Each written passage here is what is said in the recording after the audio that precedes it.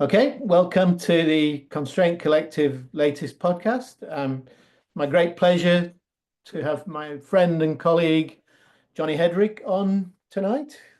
Hello, Jonny. How are you? Ian, good to be here. Thank you. Yep. So Jonny's fellow. I'm going to call myself a Queenslander, which is probably breaking all the rules. But based in Queensland, was I'll let you introduce yourself, Jonny, rather Right. than that. Yes, thanks, Ian. John Headrick's my name.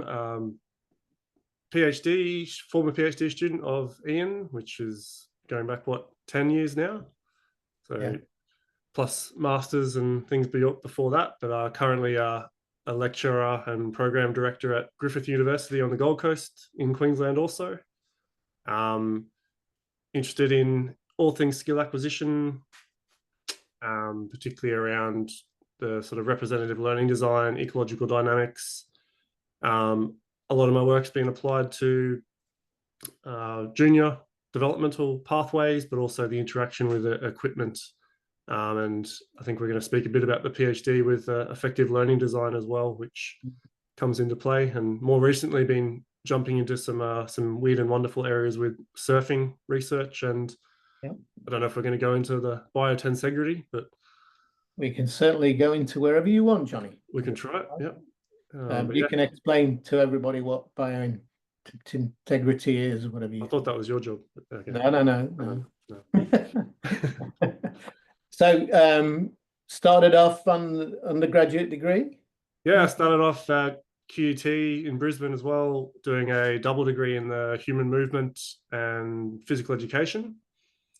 Got to the second year and didn't really enjoy the physical education side of things, mainly the subjects that were on offer, and so I switched to the straight human movement. And then I think it might have been third year or fourth year that I was talking to the placement supervisor or coordinator at the time about what I was interested in, and mentioned I enjoyed cricket, and he said you should talk to this Ian Renshaw character.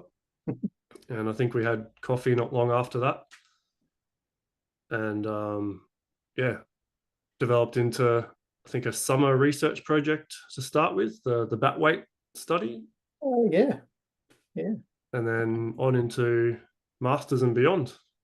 So, what got you interested in, or what got you fascinated by the area of skill act that you wanted to spend your life working in it, It or at just, least this part of your life, anyway? yeah, that part of my life. Yeah, it just was one of those things that just made sense the first time I started hearing about some of the concepts and some of the frameworks. It just made sense to myself as someone who loves sport, all types of sport, loved seeing others enjoy and learn things as an elder sibling or an amateur coach around that time in university undergraduate. And just a lot of the concepts that were in whatever your course was at that time, motor learning or skill acquisition principles or And then motor development, motor development. It just, yeah, a lot of that. in sport, or yeah. It could have been the delivery or just the examples, constant cricket examples that hooked me in, but something just made sense and it all clicked, and it just sort of made sense to approach things from that perspective as opposed to some of the other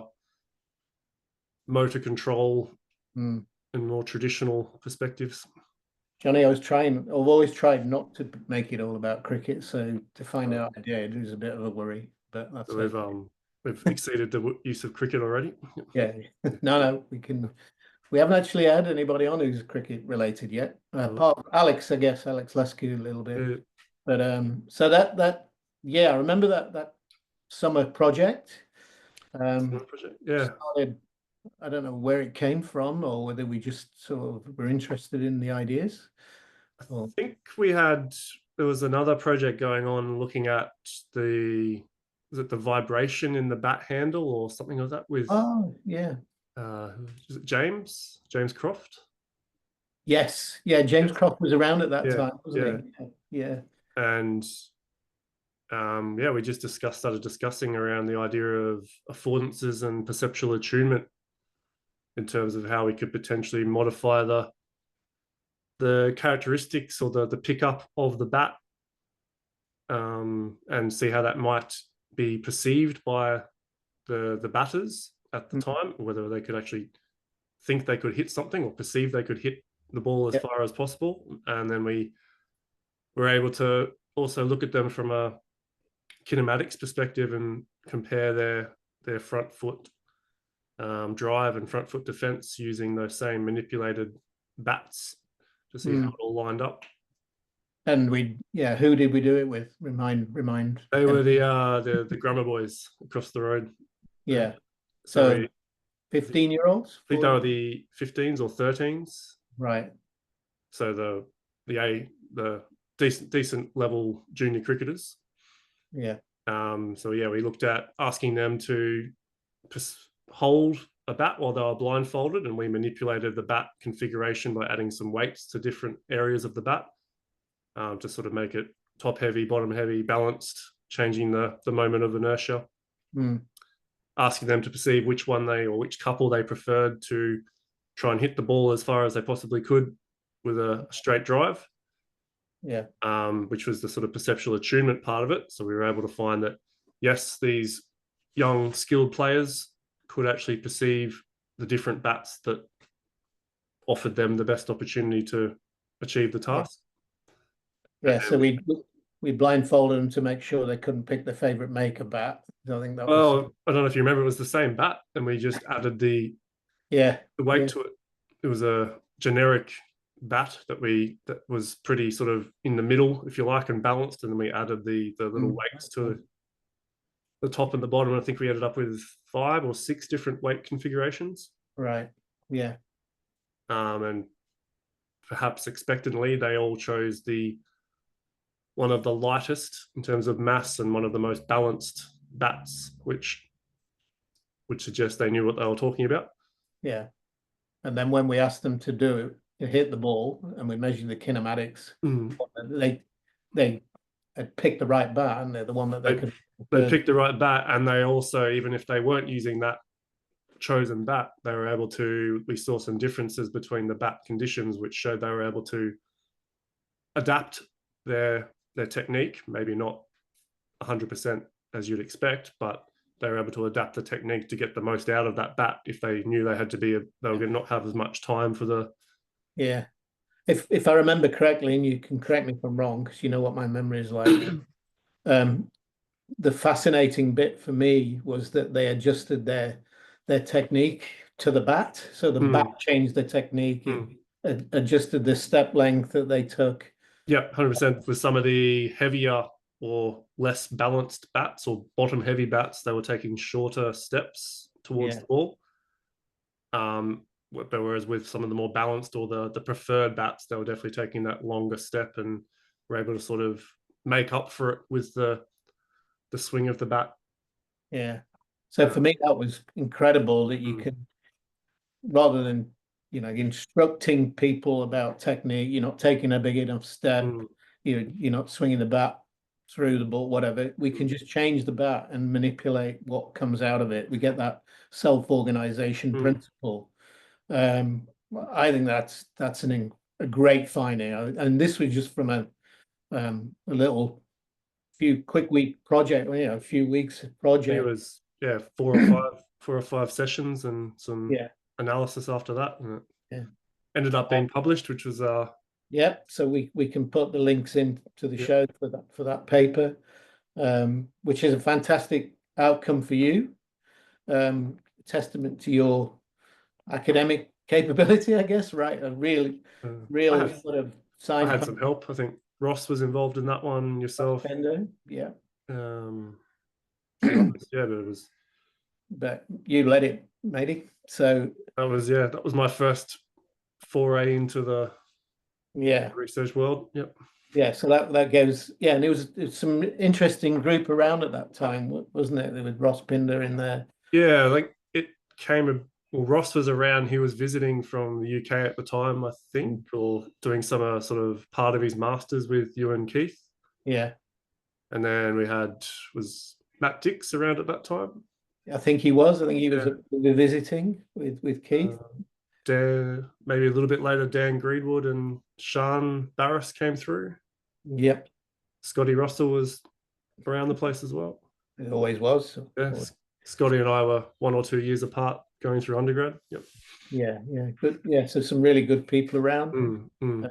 and a good collegiate atmosphere, but to learn and help from each other, I think Yeah, is there was important. they were the good old days where the postgrads ran amok in level 2 of A Wing, whatever that building was, and Yeah, yeah, corridor cricket every Friday afternoon. And perfect. The yeah, dream. You never invited me down though. Thanks for that. Yeah, probably no, too. you had to be there.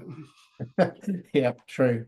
So that was a great start. Mm. I think some really significant findings for coaching, Mm. practical level. So that's this idea that you can manipulate the equipment to change technique, I think is something that's a really good message for coaches. And if you're Yeah, exploring, try that. Try different bats, different rackets. I mean, we know these sorts of things with all sports really, but don't be scared of trying mm. to change things a little bit. So I that, guess you could look at it the other way as well, that they did adapt, but were they functional adaptations? And yeah, was one of those bats making them reduce or negate their footwork that may have otherwise yeah. opened up other opportunities? Yeah, I think that's a really good point for Mm. junior cricketers is there's a tendency always to go to too heavy bats. Mm. I picked up a bat of an under 13 cricketer in February, and it was heavy for me. And they go, no, no, no, no, this is just the right weight for me. It's two or whatever. I'm going, you're having a laugh.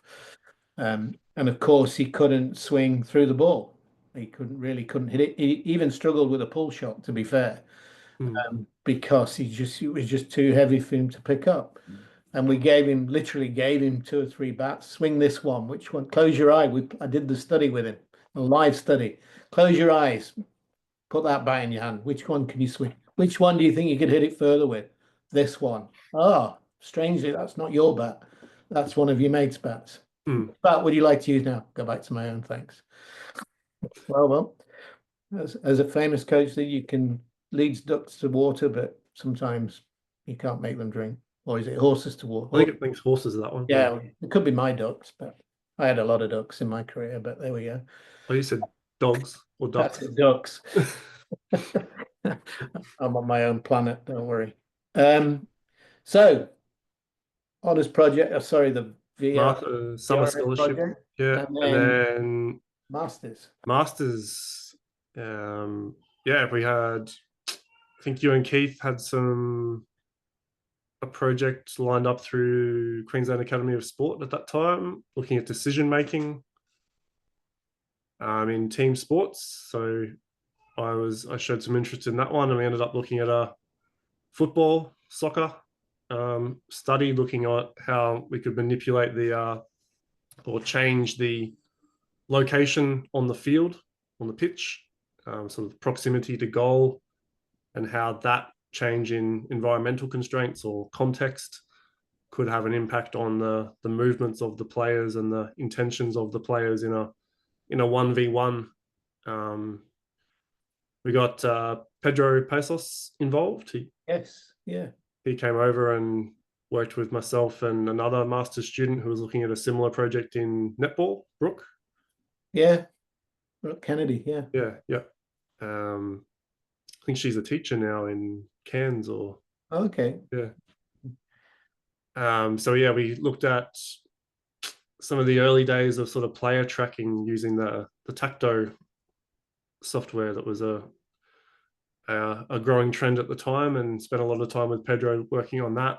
And yeah, the premise of the project was looking at these one-on-one dyads or interactions in 3 different locations on the football field. One with the person with the ball, the dribbler, the ball attacker, if you like, coming away from their own defensive goal with the intention of beating a immediate defender. Another one in the center circle, halfway line. Another one where they were closing in on their attacking goal towards just outside the 18-yard box, and looking at the player trajectories both the attacker, the defender, and then the ball distance to both the player and both the defender and the attacker. We were interested in looking at sort of how those various outcome measures sort of stabilized or changed over the course of the dyad in terms of the order of the system, if you put it in dynamical systems language. Yep. And ended up finding that there were some pretty clear differences, particularly between the attacking goal versus advancing away from the goal, in terms of the intentions of both players, given the context of the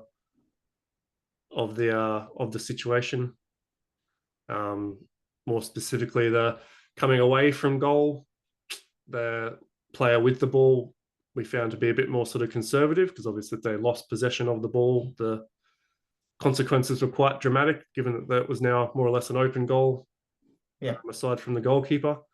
Whereas at the other end, both players, or the person dribbling the ball, was a little bit more attacking and more adventurous, to get in and have a crack at their attacking goal. And some of the key implications from that were, for the applied perspective, was obviously including a lot of that environmental information in training or practice, because just by simply changing the position on the field, there was obviously a big influence on the intentions and actions of the players. So line markings, corner posts, objectives, all those seemingly quite obvious or sometimes neglected features of a training situation.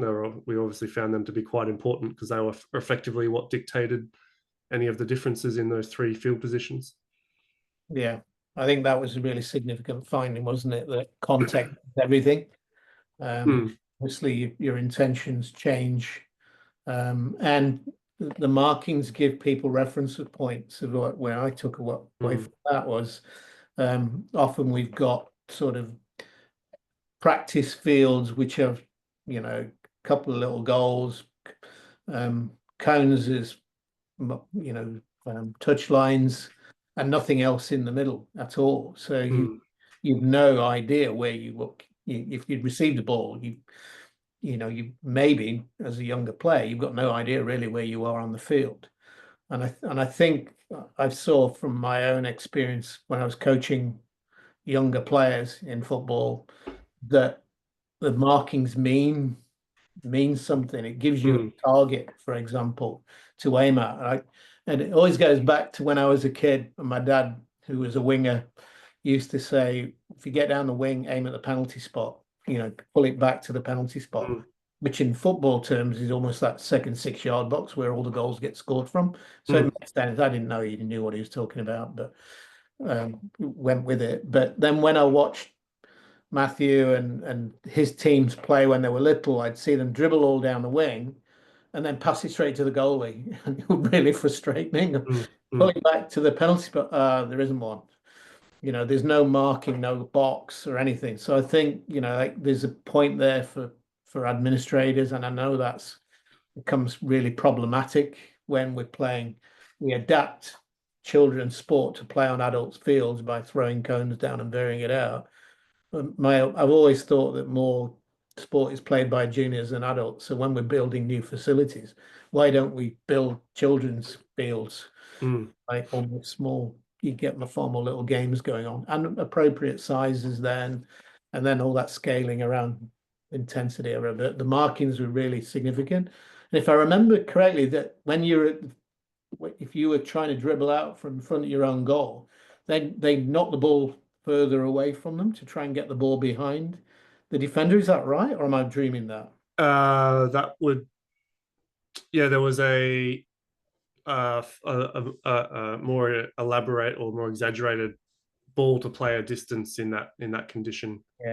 And the defending player was a lot quicker to sort of rush in and try to dispossess, because they obviously their consequences or their incentive was, if I dispossess this person, I've got a clear shot in on my attacking goal, and if I miss, well, there's in theory 9 or 10 other players behind me that should be able to stop the ball.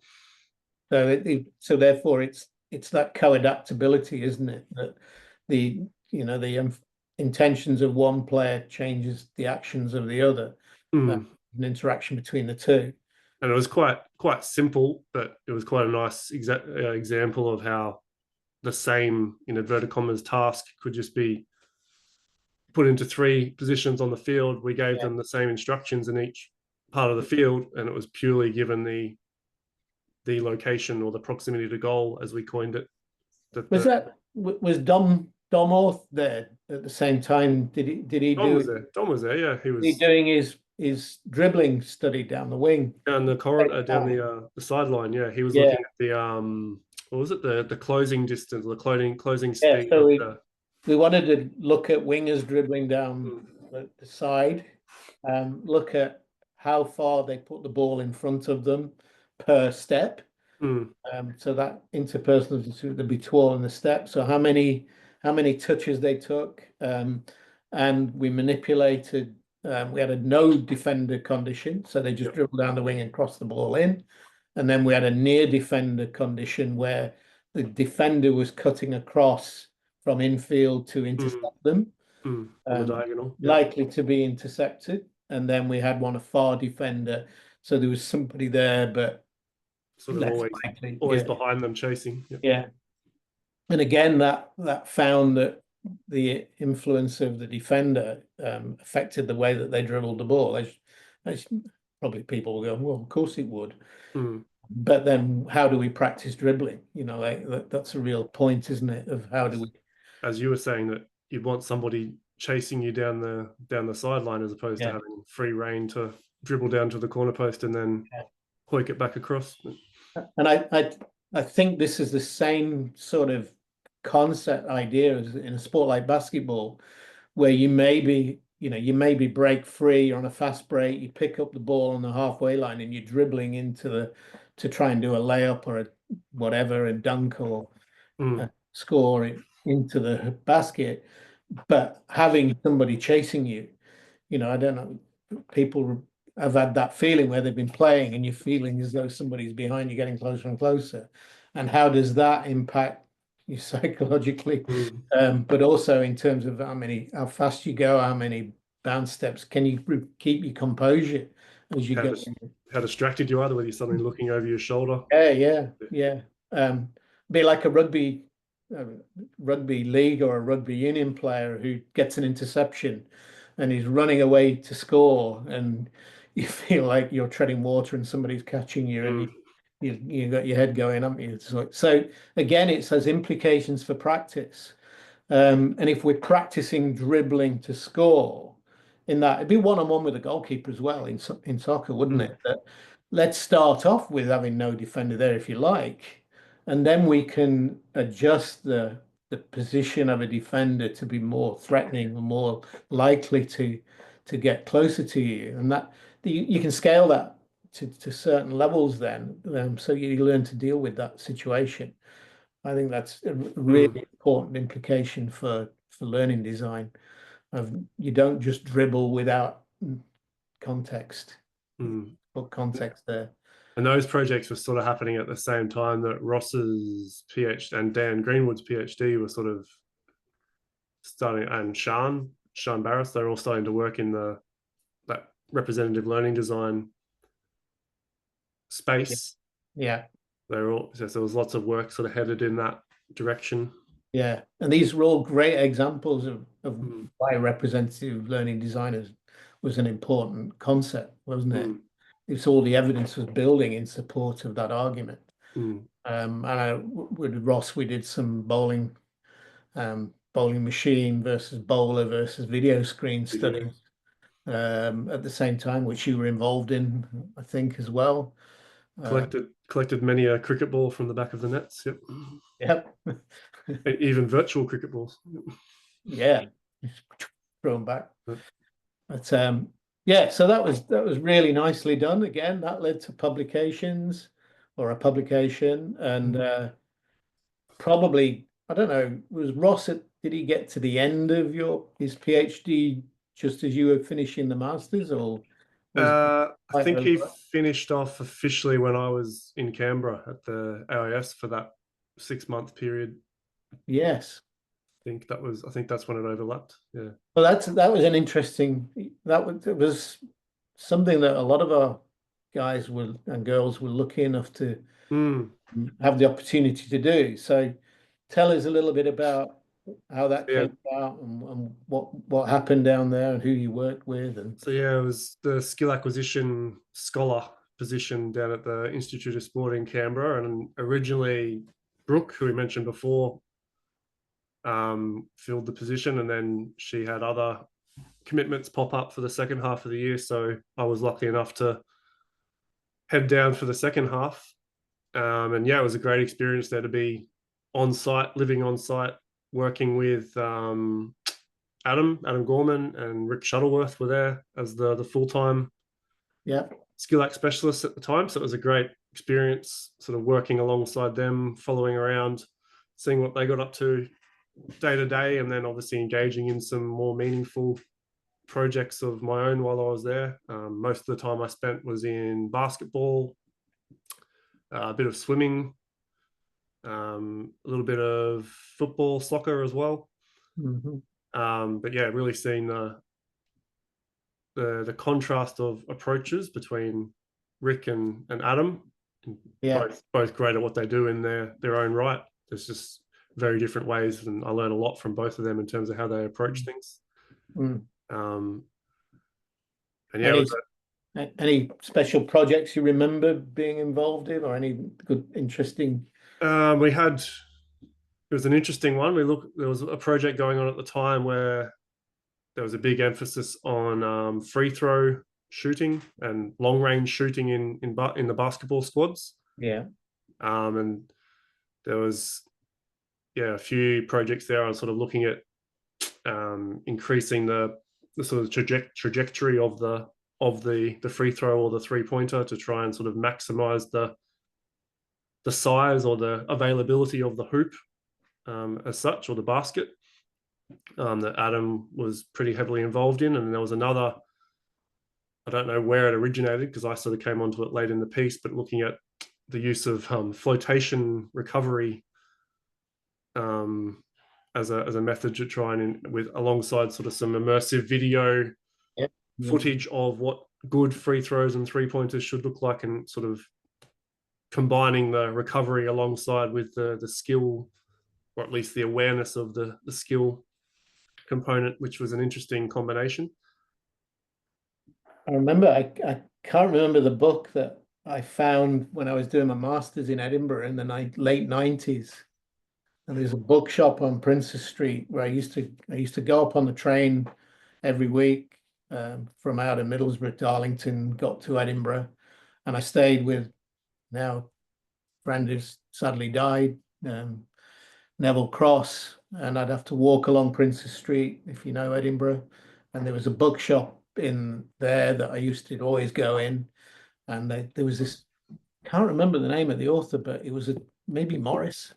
There was a sports side book in there that I bought. It was really cheap, and then I would go on up to Neville's place up the road, walk up. He wouldn't let me give him any money, so I used to take a nice bottle of red, and we'd enjoy the evening. And then he'd take me into Moray House the next morning. But within that book, there was the talk of imagery and there was a talk of flotation tanks. And I've always thought I wanted to do that. I wanted to, go and use flotation, but that idea of creating that relaxation that then makes you more receptive to the use of imagery. So obviously has still got a history at the AIS, because I think he was Australian, I think, the guy, if I remember correctly, which I might not. Yeah, it was it was a physiology led Right. project, if you like, that the skill act team was sort of more responsible for what content should have gone into the videos that they were watching whilst in the Okay. float tanks. But yeah, it was an interesting one to be a part of. And then there was, at the time, it was a lot of basketball was sort of the main squad that was based there. It was also my first few experiences in sort of being the tour guide, if you like, or sort of introducing people to what we as skill acquisition specialists did. which was an interesting sort of exposure to trying to explain what I'd been doing for the last 4 or 5 years in a research perspective, and how that could make sense to the wider public school. So was that for coaches, or was that for? A few coaches, but a lot of sort of visiting groups that came through the AIS for a bit of a school excursion or that sort of thing. Yeah. Or particular sports that would come in and sort of want a quick snapshot of what different disciplines had to offer and that sort of thing. Brilliant. Were the findings out of the flotation study, was it published, or was it? It was published. I think the lead author was Marcus Klusman. He was one of the physiology. I think he was a PhD scholar at the time, so it might have been part of his PhD. But yeah, nothing major changed, unfortunately, or no real improvements. But right, a lot of the athlete feedback was that it was very, as we probably expect, needed to be very individualized. Some of them didn't agree with some of the terminology used, or didn't agree with that this is an example of a good free throw, or those sorts of things. So I think it needed a bit more work to really flush it out. I think that's a really important part of developing imagery training, isn't it? That you make it multi-sensory and you write scripts to meet the individual. I've always, just thought, like, even when people are trying to do generic imagery training where they go, imagine yourself on a beach, like relaxing out, you might have had a traumatic experience on a beach. It's not what's that shark doing over there? Yeah, exactly. So maybe not. You need to co-create, I think, scripts when you're working with people and elicit the responses from them. That's certainly where I've seen it work best. It's a way forward. Okay, so we got the Canberra, freezing cold of Canberra out of the way. Yeah, it was. And then whilst I was down there, I would have been applying for the PhD back with yourself and Keith at QUT. And so I started that, what would that been, 2012 or 13? Yeah. Which is where, we started to really have those discussions about the sort of the emotional influence and how would you make things more emotionally engaging as part of that broader representative approach to training. I think a lot of our initial discussions again came down to that sport that we should not mention in terms of trying to replicate or sample what it would be like to face a faster bowler than what you might have access to. Yeah. And sort of trying to replicate that emotional experience of facing somebody who's sending it down at 150 plus when you may not actually have access to that on a daily basis. Yeah. So for those of you who are not aware, Jonny has sort of developed the idea of affective learning design, building on Ross's work within representative learning design. So pretty cool PhD. I think that, I don't know for you, but there's a paper by Pessoa that was the stimulus for me. I don't know whether you can remember that. I can remember reading out yes paper with Pessoa that talked about the third visual pathway, I guess, through the amygdala. And that's, so we got the two visual system, ventral dorsal, and this paper argued that there was a third way, which is when emotion was involved. And we had, I don't know if it was the same paper, I don't remember that one clearly, but I also remember a lot of discussion around that hot cognition versus cold cognition. Yeah. In terms of going cold and sort of negating or removing that emotional perspective to how it might influence cognition versus having that hot affective emotional way of approaching things. And some of the arguments were that a lot of learning environments, training environments, practice environments try to remove or suppress that emotional side of things because it's uncontrollable and irrational. And we were arguing that, well, that's the very nature of performance competition. So it had to be removed so that we could learn the motor approach without too many performance variables Mm. impacting on that coordination, and only then, when it was well, strong strong motor program idea, that we could then add emotion to, and then it would hold up under pressure. And Mm. that's still a traditional view, I think, in a lot of sport, isn't it? Like we build this pro and then we test it by putting it under pressure, which is Mm. like, pressure training has received a lot of attention within the sports psych world. Mm. Something that coaches are always fascinated by is, how can I help my players play better under pressure? For sure. And I think your PhD, the work around effective learning design, really talked about embracing emotions Mm. rather than removing them Yeah. within it, and sampling the emotions that players or athletes experience during performance or in learning was really crucial to then trying to allow Mm. them to develop the skills when those emotions were around. Was that paper sort of had the two principles? One was what you were saying in terms of including the emotions in a representative, contextually relevant approach, and then the second part was being able to sort of recognize the emotional response, if you like, around a learning situation or a situation where they may not be as emotionally engaged Yeah. as part of that training or learning process. So one of the things that we wanted to try and develop was a questionnaire. And I can imagine you had great fun stalking the lecture halls of QUT. And Yes, I've asked many people about their emotional experiences whilst learning or performing something in sport, and managed to put together an instrument that we termed the SLEQ, the SLEQ, Sport Learning and Emotion Questionnaire, which formed a big component of my PhD, and that was quite a big learning curve for myself, going down the path of designing an instrument from scratch. And um, yeah, we got it. It showed some nice results for a couple of the case studies that we ran at the back end of that PhD, in terms of how it could differentiate between the different sort of categories of emotions effect that we were trying to measure, or trying to record anyway. Do you remember in that as well that we had issues with our ethics application, because it was around the time that Phil Hughes was struck? we actually got it blocked at one point, didn't Yeah, we? we were trying to do a more elaborate study similar to what I mentioned before, with the cricket bowler being Yeah, simulated to bowl faster than he or she was actually able to.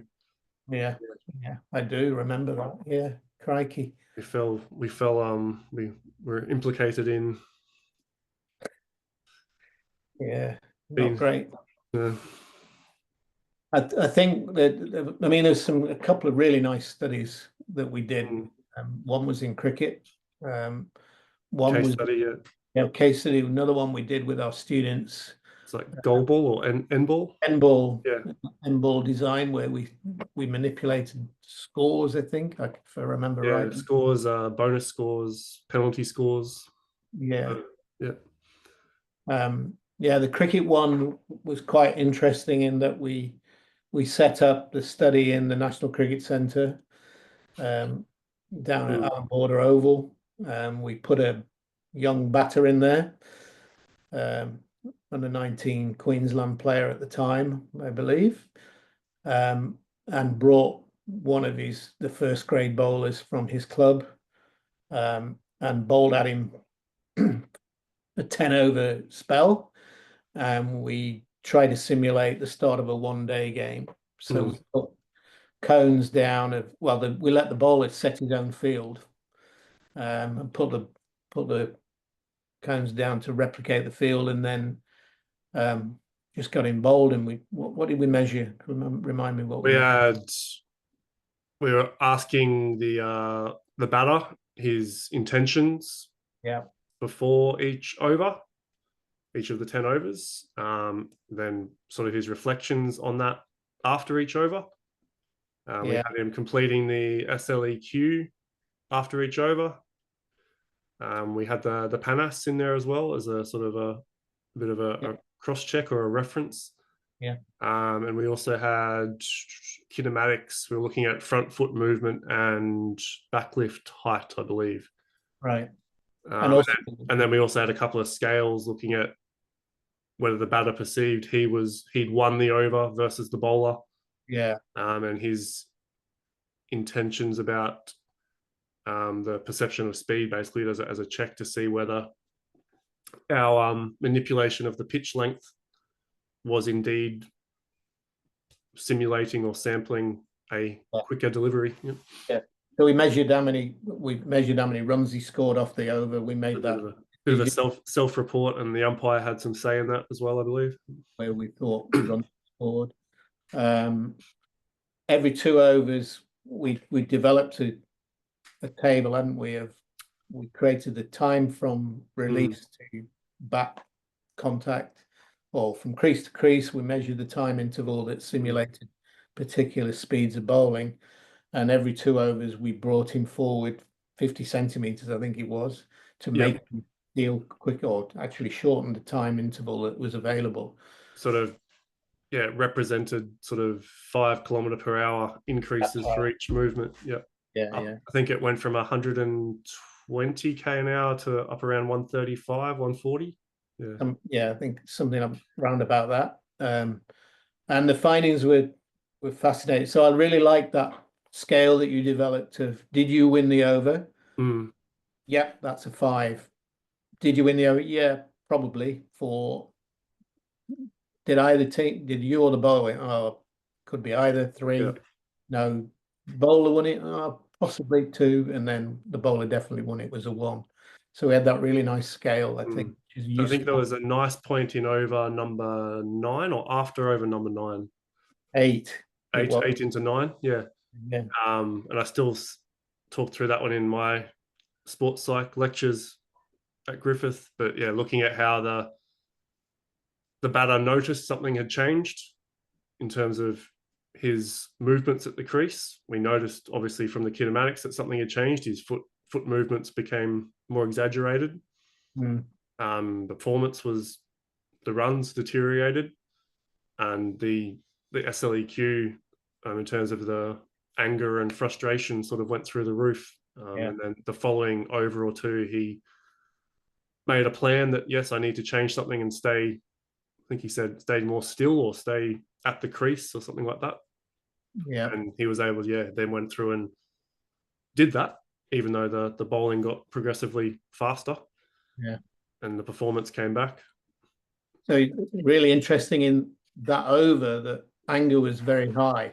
Anger had remained low the rest of the time, hadn't it? But enjoyment was also high. So loving the battle, loving the contest, but angry that he hadn't been able to achieve what he'd set out to achieve in that over. I think he wanted to go big because he was getting to the end of the inning, or the end of the experiment, failed that. And then it came back again afterwards, isn't it? But a nice link between the cognitions, actions, and emotions. Beautiful, wasn't it? Yeah. And was it anxiety? Was it what was that? The category, anxiety or fear or whatever? Nervousness. Nervousness. Yeah. So that went sort of in a linear direction. We pretty much followed the speed. Followed the speed, and when you asked him, like, you anxiety, because I could get hurt now. And that was really valuable, wasn't it? It was nice to see it play out in front of us with a nice case study that had multiple different angles in terms of what we were collecting. And I think one of the other areas that underpinned the work was the work of Lewis, which was the psychology of not using dynamic systems as psychology, wasn't it? It sort of opened some doors that we could sort of use that language with emotion, that somebody else had gone down that pathway, and looking at all the sort of the stability and the fluctuations around the emotional experience.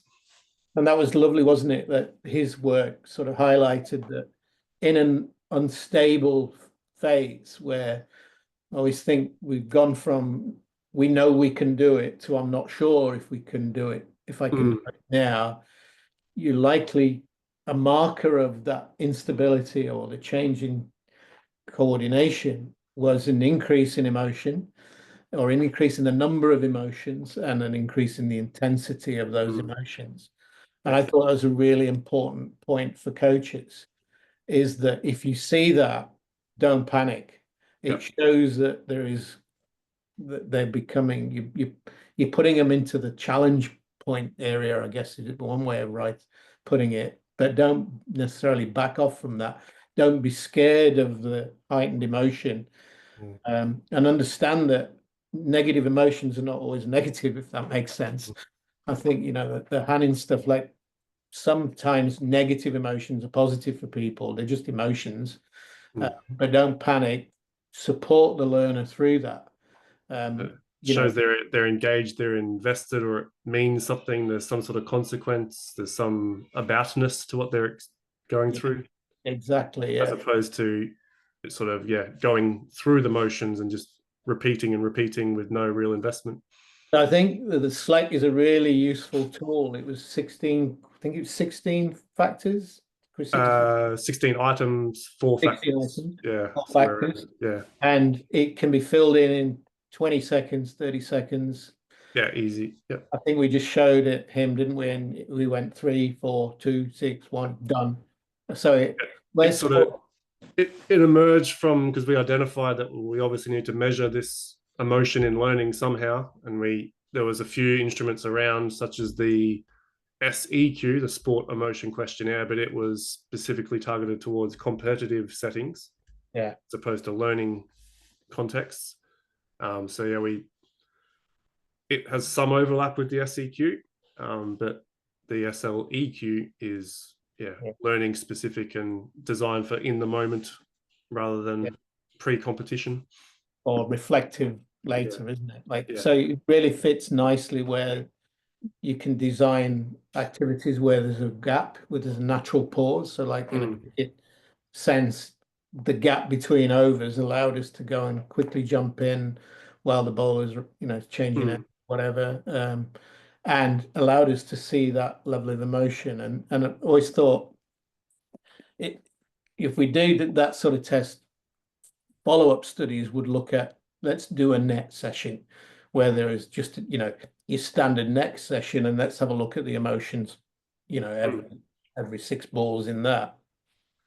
And is that creating the same fluctuations, the same range of emotions that you would get when we've created a representative task as well? So you could use that in all sorts of different sports as well. Tweaking a few task constraints, and it can be a completely different emotional experience. Yeah, so I think it'd be a really useful tool for coaches to use, wouldn't it? Going forward. 100%. Yeah, so that was PhD nailed. PhD nailed, yeah. Completed at least. Yep. He said, just get it out of the way, Johnny. So that was that end of 2015, middle of 2015, I think. Right. Yeah. And then around that time, we'd started to work with Adam Gorman at the Sunny Coast with that basketball hand scaling project, which I was involved in, and the around the same time that the junior formats cricket project. So looking at that junior sport development framework, and sort of scaling equipment and rules and dimensions of the field and those sorts of things to suit the junior player. So I think we talked quite a lot on the basketball study when Adam came on the podcast. So probably skip that, but people can go back and listen to the pod with Adam if they're interested in the findings of that, or find the papers. The junior study, the cricket junior program, was led by Belinda Clark, I believe. There was a sort of dissatisfaction with what was going on in junior cricket at the time. A real worry that numbers were falling, and they wanted to create a game that was more suited to the capabilities of the players, wasn't it? So really, I think for us, the first step was an audit of what could these age groups actually do. So I remember going out onto Northgate, getting kids hitting the ball straight, and trying to standardize that, of course, is more challenging. And then, so what was it? How far could they hit it straight? How far could they hit it that way? Square. Yeah. Yeah. I see a drive and a pull. Yeah. We had bowling with different ball sizes and weights in terms of hitting a good length and line and the speed, obviously. Yeah. We had throwing with different ball sizes. Yeah. And then the batting was another big one, different bat sizes, different ball to bat configurations, measuring how far they could hit it and how accurately they could hit it through the straight gates and the square gates. Yeah. Yeah. And then that was sort of the first stage. We did a bit of a tour around all the countryside, getting as many junior clubs to complete those tests. And then we, as a group, who was like yourself, Damien Farrow was involved, Tim Buzzard. And Buzz, yeah. Myself, Belinda was obviously there. Stubby, I think was involved. Yeah, I think he was. They put a prototype together, and then that might have been that Northgate day you were thinking of, where we actually ran the pilot formats to see what it would look and feel like. Yeah. So we tried to design the game to fit the needs of the kids, didn't we? Because we were going after, I think Cricket Australia had identified they wanted more action in the game.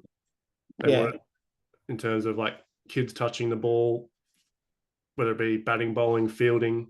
Yep. They wanted more chances for skill development, obviously. So more balls on a good length, good line, where the batter can actually access it. Yeah.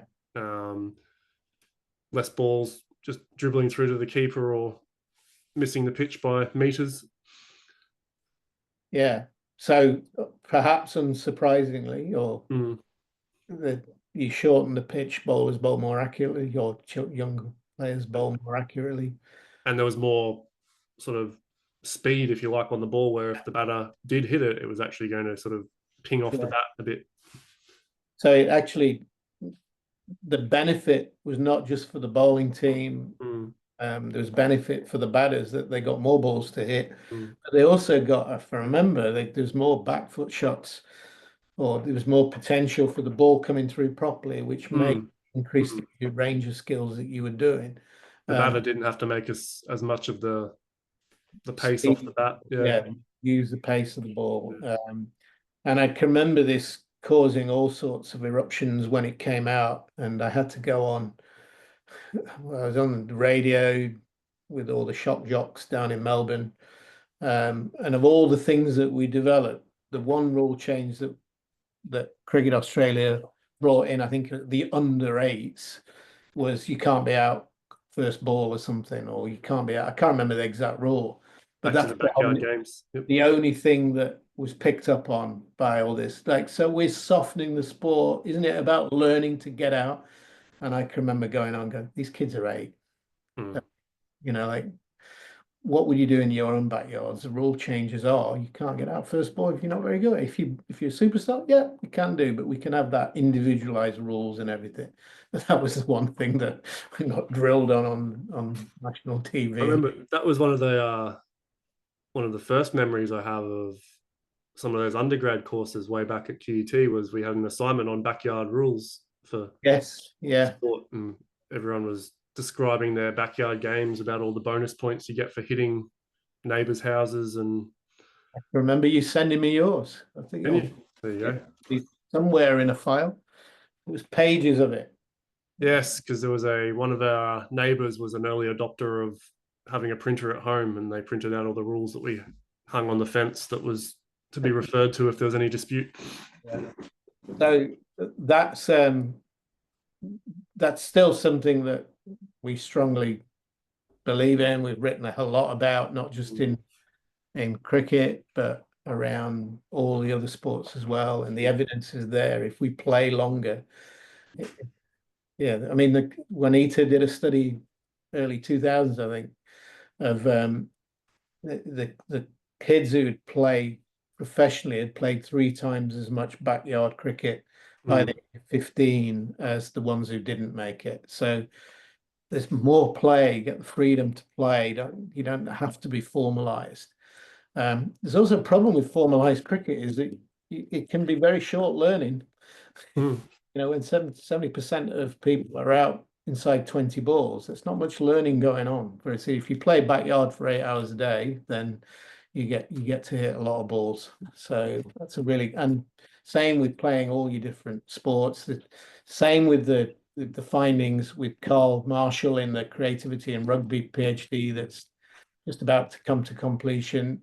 All that informal play develop really creative players who are highly skilled. See, as you said, there are thousands of touches, millions of touches, and chances to explore with being out without adults standing over you and screaming at you if you get it wrong and trying to teach you how. Sorry, Siri's now talking to me. Thank you. Very powerful, incredibly powerful. And talk about emotion, bringing emotion into sport and into learning. We know how intense those backyard games can get with your brothers, your sisters, your neighbors, the older kid challenging you, the rule changes so that everybody gets what they want out of it. Incredibly powerful. Yeah. I think one of the rules from our backyard games was if you could hit the youngest kid in the neighborhood with the ball and not make him cry, you got 100 bonus runs or something. Yeah, some emotions involved there. So that's politically correct, Johnny. Well. With the ball. With the ball. Oh, with the ball. Okay. Yeah. When you were bowling. When you were batting. Oh, when you were batting. Okay. That's fair enough. Yeah. Anyway, we'll move on from that one. Yeah, so cool. So you then moved on to working full time? You got a job? Good job. Yeah. Started at Griffith down at the Gold Coast there in a lecturing position, teaching exercise and sports psychology, motor learning and control, and contributing to the exercise science, exercise physiology, and sport development programs that Griffith offers. And then began collecting or engaging with a few PhD students of my own, which was an interesting transition for somebody who was still felt like a late PhD student myself, suddenly having to advise people on their own at PhDs. But yeah, I've started to venture into some interesting projects. And surfing's popped up quite a bit in the last few years. Given the appropriate for the Gold Coast, given the proximity to some nice waves at the Gold Coast, and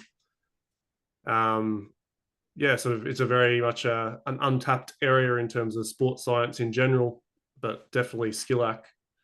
So I had a student that's just tidying up his revisions to his PhD after examination, Ricky Dan, who's just finishing his PhD, looking at the use of alternate modalities for surf training, given that the gold standard, or pretty much the only real surfing you can do, is in the ocean. But we know the environmental conditions, constraints are a big driving factor. So you can't really plan or control what's going on to simulate different conditions in the ocean. So obviously that's led to the introduction of the wave pools and alternate dry land modalities such as your skateboarding, surf skating, foam pits, all of those sorts of things. So he looked at sort of trying to develop a principled approach to some of those alternate modalities that really didn't have any evidence attached to them other than they looked and felt good to some of the people who were engaging in them, which was quite an interesting eye opener. So yeah, Ricky published a couple of papers, sort of proposing the constraints-led approach, or at least a principled approach to some of these alternate or dryland training modalities, through the lens of what they offered from a representative learning design approach, where some of them sort of were more orientated towards the action fidelity side of things, others much more towards the functionality. But there was rarely sort of a nice combination of both that was sort of very deconstructed or pulling apart that perception action coupling, in many cases, and had very little evidence behind them, which was, yeah, so he's posed some interesting thoughts going forward in terms of how we might use them. Again, highlighted that the very individualized nature and sort of considering the package, if you like, of a modality such as skateboarding comes with the skateboard coach. So somebody's perception of that modality or the success of that modality you can't sort of tease apart the modality from the coach. You're sort of working with the package. Right.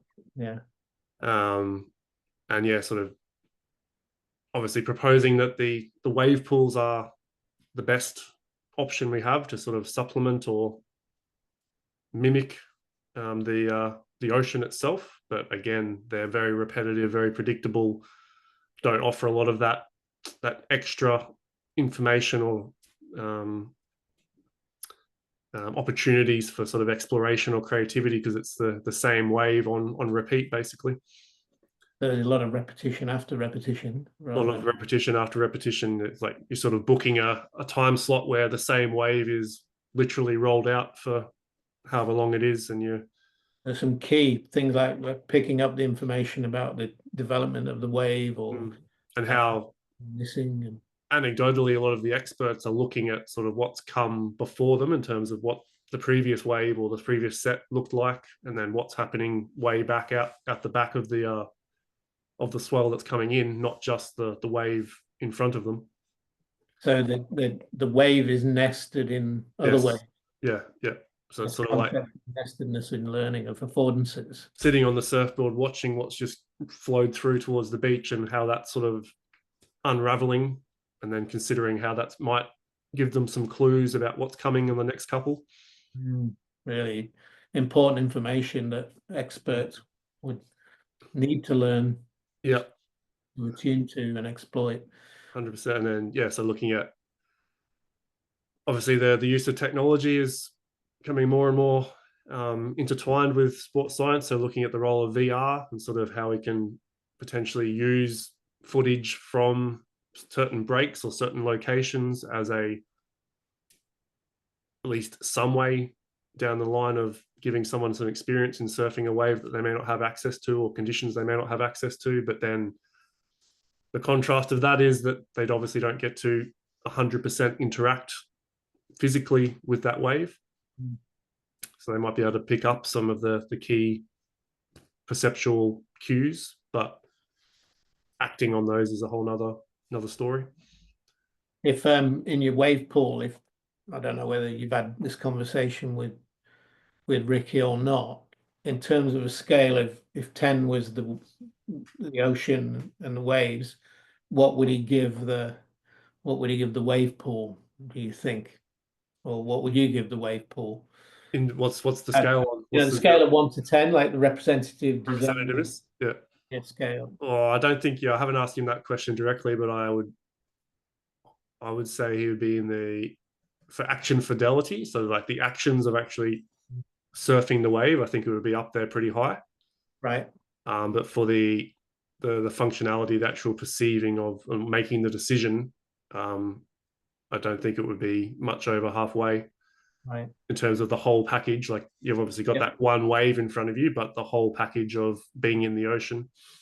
So in terms of the level of representativeness of the information available, maybe somewhere in the middle. Somewhere in the middle, yeah. You obviously have that wave coming at you, and you can decide what maneuvers or tricks you do on that wave, but you're missing a lot of the broader context Yeah, and yeah, what's come before and what's coming next that yeah. you already Cool. know. Like you don't have to make a decision about what type of wave is coming next, because you know you're in that No one will. you're in that setting. You're in that setting. Somebody can press a button and you're in a different setting. Yep. Yeah. So it'd be like facing a machine, a ball projection machine where they're Yeah. throwing the same ball at you over and over again, or Yeah. um, coach throwing a ball to you in the same way or hitting the ball to you. So yeah, really, really Mm, interesting. That mm. doesn't really support the idea of repetition without repetition. Yeah, a lot of the early sort of arguments in Ricky's PhD is a lot of the decisions and a lot of the skill training, if you like, is sort of very tightly linked with physical conditioning, physical training. It's also Yeah, yeah, there's no real principled framework or approach to what makes a good skill acquisition yeah, yeah, framework or program for surfers. yeah. Very Um, good. Very good. And that be a lot of sports where the physical is mm, emphasized over the skill side of it. yeah. Um, at a sport that comes to my mind would be cycling in the same way, that Mm, it's just about getting the physical engine worked out, but actually there's some skill to pedaling. yeah. Yeah, And there's obviously a much bigger environmental influence yeah, on actually being able to surf a wave, and every break is different in terms yeah, of what's underneath the water, what's on top of the water. yeah, fantastic. All right, better finish with your bio. Biotensegrity. Yeah, Yeah, it's an interesting one that another PhD student, Daniel Roy, he's a martial arts combat sport um, fanatic. He's into kung fu himself, and sort of got fascinated by the idea of self-organization. That he sort of came through one of my motor learning cohorts and sort of coined onto this self-organization idea and the degrees of freedom more broadly, and sort of linking that to how martial arts experts can sort of harness those degrees of freedom and exploit them, and sort of, again, anecdotally, might be able to use them to overpower a larger or more skillful opponent, um, even though objectively they shouldn't be able to outmuscle them, for want of a better term. So he had been reading into this biotensegrity idea, which I'll take a step back. Tensegrity, tensegral structures, is sort of the engineering, architectural terminology for these structures that have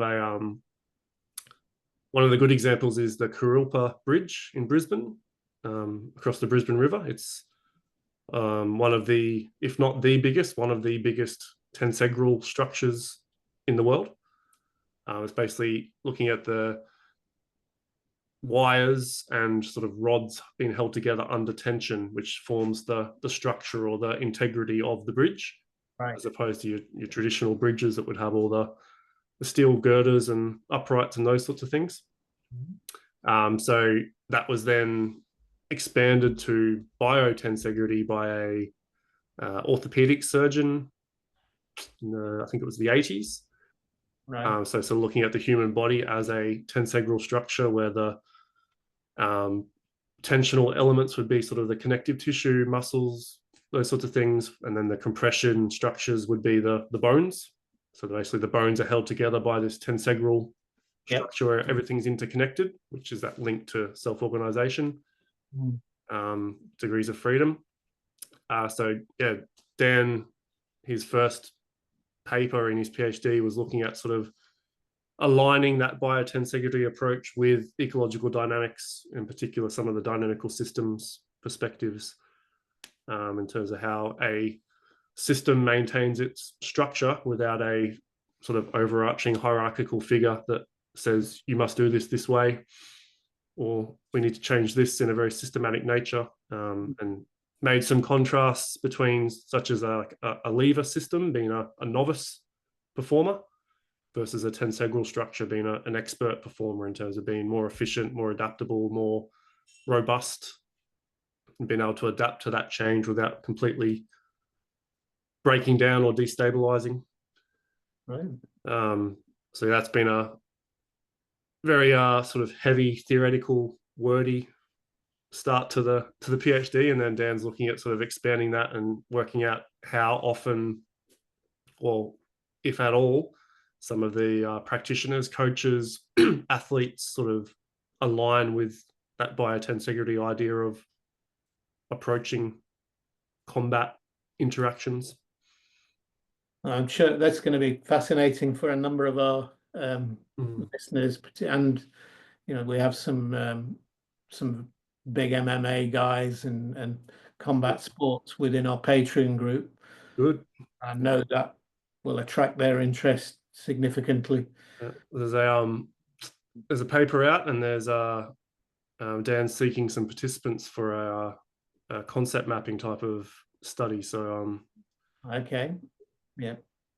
Happy to send you Dan's way if we can make the link. Yep. Oh, there was certainly, I can think of a few people who'd be really interested in that straight away. So that's brilliant. Yep. That's new. We've never had that idea on a podcast before, a new word. Yep. Yeah. Yep. And you explained it very well. What's the name of the bridge? Kurilpa Bridge in Brisbane. Whereabouts is that? I think it's the one that goes between sort of North Quay over to the. Oh, the new one. It's not super new, but it's the one goes over towards where the museum and the state library are there. Yeah, pedestrian bridge. Yep. Yeah. Okay. I can send you can put a link in the notes if you want. Yeah, that'd be good. And I'm sure people will be interested in the papers. So if you could send the link to the papers, we can find a way of sharing those with the world. Yeah. There's been some work I've seen biotensegrity used in sort of team sport approaches, looking at that sort of the spread and the compression of a team sport system network. Yeah. And yeah, but it's interesting to see it at this sort of individual level in terms of how we can. Yeah. Makes sense, doesn't it? Yeah.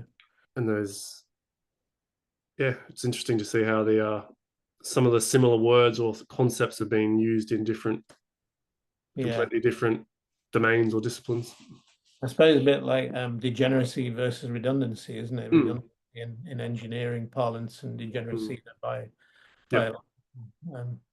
like way of looking at things as well. So yeah, some key concepts, I guess. Right. Probably anything else you want to share with the world, Jonny, before anything that we've missed, or that's pretty cool. No, I think that's a linear journey through your nice summary. Yeah, it's just I think going back to the constraints, I think it's just, it's one of those models that seems to make a lot of sense in a lot of different contexts, and teaching it to students, I struggle to sort of go away from the constraints. So sort of go, there's other ways to consider this, but this just makes so much more sense, and the students seem to connect with it as well, which is nice that it can be used at a sort of very introductory level, but then conversations like this can take it to a much more complex place. Brilliant. Well, thanks so much for giving up your time, Jonny. No problems. Go back and have a quiet beer now, or a beer. Wine. Or... I'll be in trouble for missing bed and bath time. So that's why you chose 6 o'clock, is it, to get out of 100%. Yeah. Work that, man. Yeah. Okay. Well, thanks again for having us on, and speak soon, Jonny. Thank you. Bye, mate. Let me work out how to.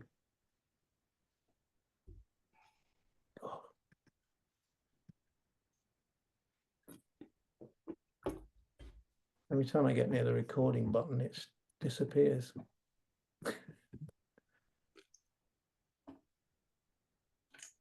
It's having a laugh.